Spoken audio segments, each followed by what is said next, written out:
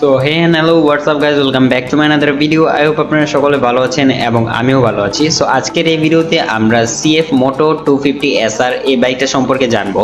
অর্থাৎ আজকের এই ভিডিওতে আপনারা এই বাইকটার স্পেসিফিকেশন সম্পর্কে জানতে পারবেন। তবে হ্যাঁ, একটা কথা, এই বাইকটার কিন্তু দুই ধরনের মডেল রয়েছে এই CF Motor। একটা হচ্ছে হলো SR আর একটা হলো NK। সো NK যেটা সেটা হলো নেকেড ভার্সনটা, আর SR যেটা এটা হলো ফুল পেয়ার স্পোর্ট ভার্সনটা।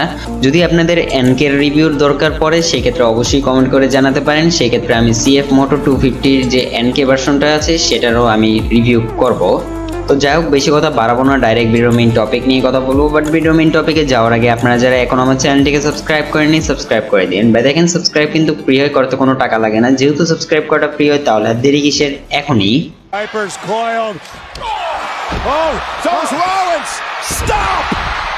সো শুরুতেই কথা বলি এই বাইকের মোস্ট ইম্পর্টেন্ট পার্ট অর্থাৎ এই বাইকের ইঞ্জিন নিয়ে। এই বাইকের ইঞ্জিন হিসেবে আপনারা পাচ্ছেন 249.2 সিসির 4 stroke 4 valve single cylinder liquid কুলেটের FI DOCর একটা ইঞ্জিন।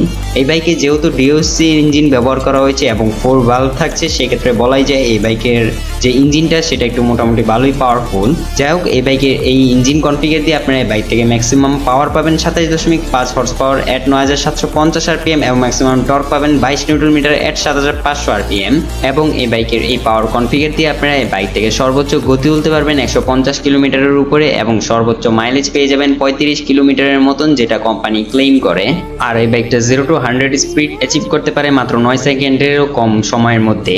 সো বলাই যায় মোটামুটি এই বাইকটা পাওয়ারফুল। এখন কথা বলি এই বাইকের টায়ার এবং ব্রেক নিয়ে।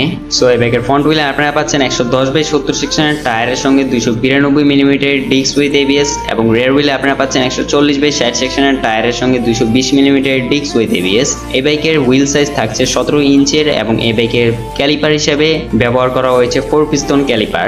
তবে রেয়ারে থাকছে মাত্র সিঙ্গেল পিস্টন ক্যালিপার। তবে যেহেতু ডুয়েল চ্যানেল ABS এই বাইকে থাকছে, সেক্ষেত্রে বলাই যায় যে এই বাইকের ব্রেকিং পারফরমেন্স ভালোই হবে। এছাড়া এই বাইকের রাইডার কমফোর্টের জন্য ফ্রন্টে ইউজ করা হয়েছে 37 mm এর আপসাইড ডাউন অর্থাৎ UHD সাসপেনশন এবং রেয়ার ইউজ করা হয়েছে মনোশক সাসপেনশন। এই বাইকের হেডলাইট, টেল লাইট, ইন্ডিকেটর সবগুলো LED থাকছে এবং এই বাইকের স্পিডোমিটার হিসেবে আপনারা পেয়ে যাবেন ফুললি ডিজিটাল একটা কালারফুল স্পিডোমিটার। ফিচার্সের কথা বলতে গেলে এই বাইকে আপনারা একটা বিশেষ ফিচার পাবেন, সেটা হচ্ছে হলো এই বাইকের রাইডিং মোড দুইটা থাকছে, একটা হলো ইকো এবং আরেকটা হলো স্পোর্ট। এছাড়া এই বাইকের আরেকটা ফিচার হিসেবে এটাকে ধরা যেতে পারে, তবে এটাকে আমি ফিচার্স বলবো না। সেটা হচ্ছে হলো এই বাইকে কিন্তু আপনারা স্লিপার ক্লাচ পাবেন, যেটা আসলে ফিচার্স হিসাবেই গণনা করা হয়, তবে ফিচার্স হিসাবে না ধরলেও চলে। আর এই বাইকে কিন্তু গিয়ার থাকছে 6টা। এখন একটু কথা বলি এই বাইকের বডি ডাইমেনশন নিয়ে। সো এই বাইকের length 2010 millimeter, height 1080 millimeter, seat height 780 millimeter এবং গ্রাউন্ড ক্লিয়ারেন্স 135 মিলিমিটার। এই সব কিছু মিলিয়ে এই বাইকের ওজন গিয়ে দাঁড়ায় 165 কেজি। এই বাইকের সব কিছু ঠিক ছিল, তবে এই বাইকের গ্রাউন্ড ক্লিয়ারেন্সটা বাংলাদেশের রাস্তার জন্য একটু বেশি ছোট হয়ে যায়। এবং এই বাইকের ফুয়েল ট্যাঙ্ক ক্যাপাসিটি কিন্তু 12 লিটারের। এটা অবশ্যই আমি আগে বলতে ভুলে গিয়েছিলাম, তাই এখন বলছি। যাই হোক, এই তো ছিল এই বাইকের স্পেসিফিকেশনের বিষয়ে। এখন কথা বলি এই বাইকের প্রাইস নিয়ে। বাংলাদেশে কিন্তু এই বাইকটা আসে নাই, তবে ইন্ডিয়াতে এই বাইকটার প্রাইস 2 লক্ষ রুপিস, যেটা বাংলাদেশে আসলে সম্ভবত 4 লক্ষ টাকার মতন হতে পারে। যেহেতু চাইনিজ বাইক, সেই ক্ষেত্রে এই বাইকগুলোর প্রাইস কম হবে, এটাই স্বাভাবিক। তো যাই হোক, এই ছিল আজকের এই ভিডিওটা যদি ভালো লাগে তাহলে লাইক করতে বলবেন না আর কমেন্ট করতে বলবেন না। তবে যদি একটু বেশি ভালো লাগে তাহলে যা করতে হবে সেটা আমি বলবো না, সেটা আপনারা আমার বিপ্লব ভাই বলবো। বিপ্লব ভাই বলেন। एक तो लाइक और शेयर ठोक दीजिए, महाकाल का लाइक और शेयर ठोक दीजिए, 5000 लौटे दिख जाना चाहिए।